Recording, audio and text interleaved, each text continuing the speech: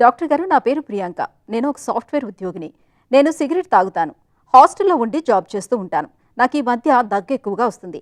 ఈ దగ్గు ఒక్కోసారి ఎక్కువ సమయం వస్తుంది. ఇది నాకు సిగరెట్ వలన వచ్చిందా? ఇప్పుడు నేను ఎటువంటి చికిత్స తీసుకోవాలి తెలియచేయండి అని అడుగుతున్నారు.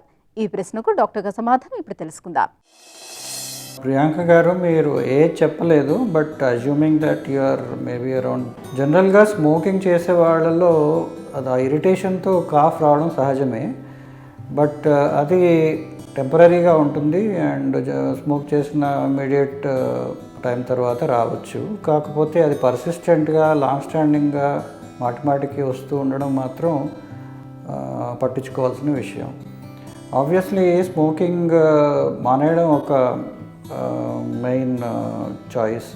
దానివల్ల మీకు ఇట్లాంటి ప్రాబ్లమ్స్ తగ్గే అవకాశాలు బాగా ఉంటాయి. బట్ ఆ దగ్గు రావడానికి వేరే కారణాలు కూడా ఏమైనా ఉన్నాయనేది కూడా సైమల్టేనియస్గా చెక్ చేయాలి. వేరే కారణాలు అంటే ఒకటి అలర్జీ ఏమైనా ఉండొచ్చు, ఆస్తమా లాంటిది ఉండొచ్చు.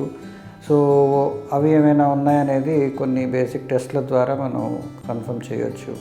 అట్లా ఉంటే కనుక దానికి సంబంధించి కొన్ని ఇన్హేలర్ లాంటి మెడిసిన్స్ వాడి దాన్ని కంట్రోల్ చేసుకోవచ్చు. రెండవది, కొన్ని రకాల infections, chronic infections, particularly smoking కూడా చేస్తున్నారంటున్నారు కనుక వాళ్ళలో కొంచెం లంగ్ ఇమ్యూనిటీ అనేది దెబ్బతింటుంది. దాంట్లో కొన్ని రకాల ఇన్ఫెక్షన్స్ వచ్చే అవకాశాలు ఎక్కువ ఉంటాయి. ఫర్ ఎగ్జాంపుల్ ఈవెన్ ట్యూబర్కులోసిస్ కూడా ఒక పాసిబిలిటీ. సో ఇట్లాంటివి కూడా ఏమైనా ఉన్నాయనేది మనం మెడికల్ చెక్ ద్వారా టెస్ట్ చేసుకుని దానికి సంబంధించిన జాగ్రత్తలు తీసుకోవాల్సి ఉంటుంది.